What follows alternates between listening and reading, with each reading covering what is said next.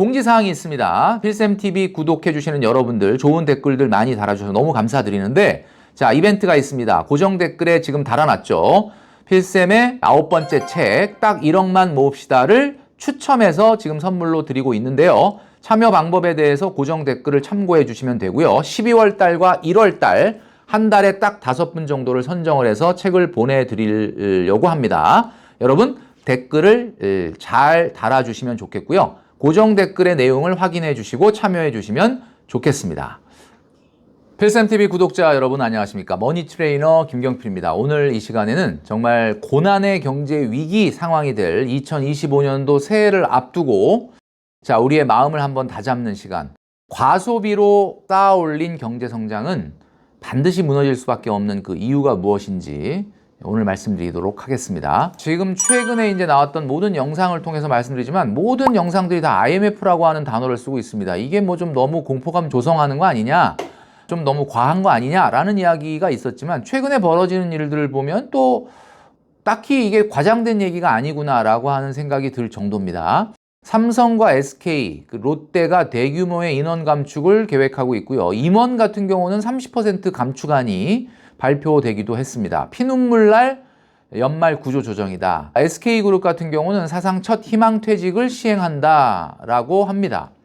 이런 것들이 실질적으로 경제에 어떻게 보면은 여러 가지 불안 요소가 될 가능성이 있죠. 최근에 있었던 정치 불안 문제도 있고, 그리고 여러 가지로 내년에 이제 트럼프가 취임하게 되면 우리가 예상대로 보편적 관세 이런 것들이 시행된다고 봤을 때 우리 경제에 미칠 영향이 굉장히 크다라고 볼 수가 있습니다. 제가 지난 영상을 통해서 한번 말씀드렸지만 지금 한국은행을 포함해서 모든 경제기관들이 내년도의 경제 전망을 올해보다 낮게 예측하고 있다. 단 한 개 기관도 올해보다 성장률이 조금이라도 나아지겠다라고 예측한 기관이 단 한 기관도 없는 상황입니다. 이런 상황 속에서 우리가 필쌤이 올해 가장 강조했던 것 중에 하나가 우리 주변에서 보이는 과소비. 그러니까 한마디로 얘기해서 뭐 명품을 사거나 호화로운 해외여행을 가거나 하는 뭐 럭셔리 카를 타거나 이런 것들도 물론 문제지만 가장 중요한 게 그냥 우리 생활 속에 배어있는 과소비를 잡아보자. 그래서 제가 했던 명언 중에 가장 또 대표적인 것이 쓸데없는 돈 안 쓰면 그게 수익률 100%다라는 말이 있었는데 최근에 이 짤 있지 않습니까? 뭐 인스타그램이나 이런 데 보면 SNS의 짤 중에 이런 게 있더라고요. 바로 뭐냐면 갖고 싶다의 진짜 의미가 뭘까? 자, 이거는 제가 하이엔드 소금쟁이에서 제가 이야기했던 내용을 가지고 짤을 만든 건데 이게 엄청나게 지금 바이럴이 되고 있습니다. 그래서 갖고 싶다라는 생각의 진짜 의미가 무엇이냐. 그래서 이게 굉장히 유명한 인플루언서인데 주변에서 연락이 많이 왔었습니다. 갑자기 인스타그램에 짤을 보고 있는데 갑자기 너가 나오더라. 뭐 이런 걸 많이 봤는데 저도 이제 봤는데 이게 지금 계속해서 파생 그리고 또 아류의 작품들이 계속 나오고 있습니다. 갖고 싶다라는 것은 갖고 싶지 않다는 의미다. 뭐 이런 뜻이 있다라고. 갖고 싶다의 진짜 의미가 무엇인지. 자, 여러분 갖고 싶다의 진짜 의미가 뭡니까? 제가 오리지널로 오늘 말씀드리겠습니다. 갖고 싶다의 진짜 의미는 바로 필요 없다라는 뜻입니다. 자, 이게 오리지널이었습니다. 여러분 짤에서 계속 많이 보시게 될 텐데 갖고 싶다의 진짜 의미는 필요 없다라는 뜻이다. 왜 필요 없다라는 뜻이냐? 갖고 싶다라는 생각이 들었다는 이야기는 결국 그동안 갖고 있지 않은데 잘 지내왔다는 뜻이죠. 자, 그 얘기니까 결국은 제가 한번 말씀드린 적이 있었죠. 우리 소비 중에 필수 재화가 있고 사치 재화가 있습니다. 뭐 우리가 정말 필수 재화만 쓰고 살 수는 물론 없죠. 그러나 필수 재화와 사치 재화가 있을 때 사치 재화의 전체 비율이 너무 높게 되면 이거는 마치 당뇨와 비슷하다 이런 말씀을 드린 적이 있었습니다. 자, 이게 심리학에서 보면 보유 효과라는 말이 있습니다. 이게 뭐냐면 엔도먼트 이펙트라고 하는데 내가 만약에 어떤 대상을 보고 그 대상을 갖고 싶다 또는 가질 수 있을 것 같다라는 생각이 드는 순간 그 물건은 다른 물건에 비해서 굉장히 높은 가치를 부여하는 심리적 상태를 이야기한다고 합니다. 우리가 어떤 것을 딱 갖고 싶다라는 말을 머릿속에서 내뱉는 순간 그 물건은 다른 것보다 객관적으로 보지 못하고 유독 가치 있게 보는 약간의 착각을 하게 되는데 우리가 흔히 이거를 꽂힌다라는 말로 많이 하는 거죠. 우리가 뭐에 꽂혔다. 그러면 객관적으로 그 물건을 평가하지 못하는 거예요. 이때 생기는 것이 바로 애착이라는 증상입니다. 애착. 애착이 영어로 attachment인데 attach라는 게 여러분 아시겠지만 이렇게 우리 몸에 이렇게 딱 붙어 있는 거잖아요. 이게 포스트잇 같은 거가 이렇게 딱 붙으면 이걸 떨어뜨리려고 해도 잘 안 떨어지죠. 몸을 흔들어도 그냥 딱 붙어 있잖아요. 이게 바로 애착이거든요. 이 애착이라는 게 어떤 현상을 만들어내느냐. 결국 꽂힌다라는 표현입니다. 자, 그렇게 되면 주로 우리가 어떤 것들을 SNS에서 보면서 애착이 생기게 되느냐 하면 셀럽들이 갖고 있는 물건, 셀럽들이 입고 있는 옷 이런 것들을 보면은 우리가 애착이 생기고 이게 디토로 이어집니다. 디토라는 것은 여러분도 아시겠지만 마찬가지라는 뜻이니까 디토 소비다 그러면은 뭐예요? 디토 소비는 결국은 그 셀럽이 갖고 있으니까 나도 가져봐야 되겠다. 저 셀럽이 저런 옷을 입었으니까 나도 입어봐야 되겠다. 이렇게 모방 소비로 이어질 가능성이 많다. 그러면서 드는 심리적 현상이 파노플리 이펙트라고 하는 겁니다. 파노플리 효과라고 제가 필쌤이 한번 말씀드린 적이 있었는데 파노플리 효과가 뭐냐? 상류층이 가방을 갖고 있다. 상류층이 저 옷을 입고 있다. 저 상류층이 입는 저 가방을 내가 들고 상류층이 입는 저 옷을 내가 입으면 나도 그 상류층과 똑같은 상류층 되는 거 아닌가? 라고 생각하는, 한마디로 말을 해서 그 사람, 그 물건을 소비하는 집단과 나를 동일시하는, 이것도 일종의 약간 심리적인 착각이라고 볼 수가 있겠죠. 그래서 비싼 물건들이 잘 팔리는 이유는 매블렌 효과가 아니라 파노플리 효과다라고 제가 말씀드린 적이 있었습니다. 그러니까 과정이 어때요? 일단 애착이 생기고 디토를 하고 싶은 욕구가 생기고 그 다음에 파노플리 효과에 의해서 이제 우리가 물건을 하게 된다. 한마디로 갖고 싶다라는 말은 엄밀하게 얘기하면 지금은 가질 수 없다는 뜻입니다. 그러니까 갖고 싶다라는 생각이 들었다는 건 지금은 가질 수 없다라는 생각이다. 벤츠 갖고 싶다. 지금은 벤츠를 가질 수 없다. 이런 뜻이죠. 왜냐하면 벤츠를 아무 때나 살 수 있는 사람은 갖고 싶다 이런 말보다는 필요하다라는 말을 하겠죠. 제가 좀 전에 말씀드렸던 세 가지의 과정을 거치는 거예요. 우리 머릿속에 갖고 싶다라는 생각이 갖게 되면은 애착이 생기고 디토가 생기고 파노플리 효과가 생겨서 결국은 우리 마음속에 갖고 싶다라는 마음을 만들도록 하는 게 자본주의 마케팅의 광고가 되겠습니다. 이런 마음이 충만했을 때 우리가 다 사는 건 아니에요. 이런 마음이 들었다고 해도 다 사진 않아요. 그런데 결정적으로 트리거가 있죠. 그 트리거가 뭐냐면 바로 수량 부족입니다. 자본주의 마케팅의 가장 중요한 거, 결국 갖고 싶다라는 생각이 들은 상태에서 내가 만약에 수량 부족이라는 단어를 딱 마주하게 되면 가슴 속에 심장이 빨리 뜁니다.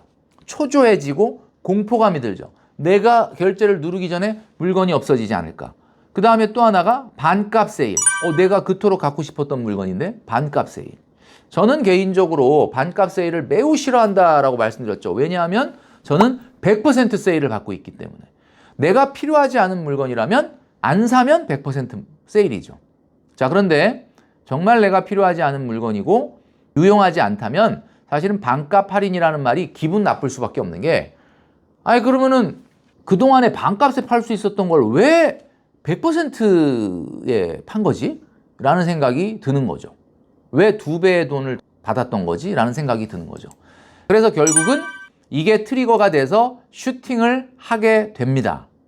이렇게 되면은 나중에 후회를 하게 되는 경우가 있다.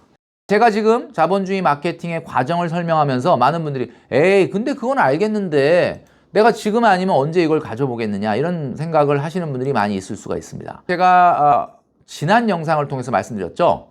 우리가 기본 생활비나 기초 생활비에서 쓰는 소비는 경기가 좋아지든 안 좋아지든 관계없이 나가야 될 소비다 보니까 소득이 늘어나서 소비가 자연스럽게 늘어나는 거는 아무런 문제가 안 된다. 이런 것들은 경제 발전에 경기를 회복시키는데 도움이 된다. 이런 말씀 드렸습니다. 그런데 왜냐하면 기초 생활비나 기본 생활비라는 것은 굉장히 경기에 비탄력적이죠. 그러니까 경기가 나쁘든 좋든 무조건 소비를 하게 되는 거죠. 그런데 소비가 증가는 했는데 이게 내가 소득이 증가돼서 소비된 게 아니라 그냥 조금 과한 소비를 하게 됐다. 한마디로 말해서 갖고 싶다라는 생각 때문에, 그죠? 디토가 생기고 파노플리가 생기고 그런데 거기에 트리거가 뭐 세일이 생긴다 이러면 하게 됐다. 이러면 이런 것들은 경제 성장에 도움이 되는 게 아니라 내수를 진작시키는 것 같지만 사실은 다음번에 조금만 경기가 바뀌거나 상황이 바뀌면 어떻게 보면 경제를 오히려 어렵게 만들 수 있는 상황이 된다라는 거죠. 제가 부일남이라고 하는 유튜브에 출연해서 했던 말 중에 이 말도 굉장히 짤이 많이 돌았는데요. 제가 좀 전에 얘기했던 것처럼 갖고 싶다의 진짜 의미만큼은 아니지만 자, 2030 세대가 많은 부분을 착각하고 있는 게 있습니다. 그게 뭐냐면 2030 세대의 착각 중에 하나가 뭐냐면 이겁니다. 한마디로 경험은 해봐야 되는 거 아니겠느냐. 지금 이 나이에 경험을 안 해보면 안 되지 않느냐. 근데 이게 경험이라는 거는 결국 돈이 들어가거든요. 그러다 보니까 스스로도 조금 찔림이 있는 거예요. 그러니까 경험이라는 말을 그냥 해서는 조금 비난을 받을 것 같고 그래서 새롭게 만들어낸 말이 경험자산이라는 말입니다. 경험자산. 좀 그럴듯하지 않습니까? 내가 돈을 쓰는데 이거는 내가 그냥 단순히 즐기려고 쓰는 게 아니라 이런 경험이 나중에 자산이 된다는 거예요. 와, 그럴듯하지 않습니까? 그러니까 경험자산, 외국에 여행을 가는 것도 가방을 사는 것도 노트북을 바꾸는 것도 다 경험자산이라고 얘기하는 거예요. 자, 그런데 여러분 착각하시면 안 되는 게 있습니다. 바로 뭐냐? 경험자산이라는 건 어디 가서 돈 쓴 게 경험자산이 아니라는 거죠. 경험자산은 바로 소비가 아니라는 거죠. 필쌤이 얘기하는 경험자산은 뭘까요? 경험자산이란 소비의 역사가 아니라 바로 극복의 역사입니다. 극복의 역사. 여러분 어떤 어려움이나 장애물이 앞에 왔을 때 그것을 넘어본 이 경험이 있습니까? 가서 부딪혀 본 경험이 있습니까? 설사 그거를 실패했더라도 내가 그것을 시도해 본 경험이 경험자산이 되는 거지. 돈 쓴 것이 경험자산이 되는 것이 절대 아니다라는 이야기입니다. 한국 사람들이 가장 많이 하는 말 중에 열심히 하겠습니다라는 말을 굉장히 많이 합니다. 여러분들도 그 말 많이 하시죠? 그냥 습관적으로 옛날에 선생님이나 부모님 앞에서도 열심히 하겠습니다. 자, 열심이라는 말이 무슨 뜻이냐? 열자가 그게 뭐 매울 열자, 뜨거울 열자 뭐 이런 용어로 쓰이잖아요. 뜨거운 열, 뜨거울 열자. 심은 마음심이겠죠. 자, 그럼 열심이라는 게 무슨 말이냐? 영어로 얘기하면 burning heart예요. burning heart. 이게 무슨 뜻이야? 불타는 마음이죠. 불타는 마음. 열심이라는 말을 함부로 쓰시면 안 돼요. 진짜 불타는 마음 맞아요? 여러분 앞에 장애물이 생겼다. 아이고, 장애물이 생겼네. 안 되겠다, 야. 뭐 하려고 그랬는데 갑자기 어려움이 생겼다. 야, 안 되겠다. 무슨 일이 이거는 열심이 아닙니다. 버닝 하트는 앞에 있는 장애물을 다 태워버리겠다라는 마음이 바로 버닝 하트예요. 그러니까 열심이라는 말은 무서운 말입니다. 여러분 함부로 하시면 안 된다. 자, 여러분 정말 우리가 겪게 될 2025년도에 경제 위기를 우리가 갖고 싶다라는 말로 핑계로 넘어갈 일이 아니다라는 거죠. 최근에 우리가 위기를 겪고 있는데 위기가 주는 유익이 뭐라 그랬죠? 필쌤이 얘기했지 않습니까?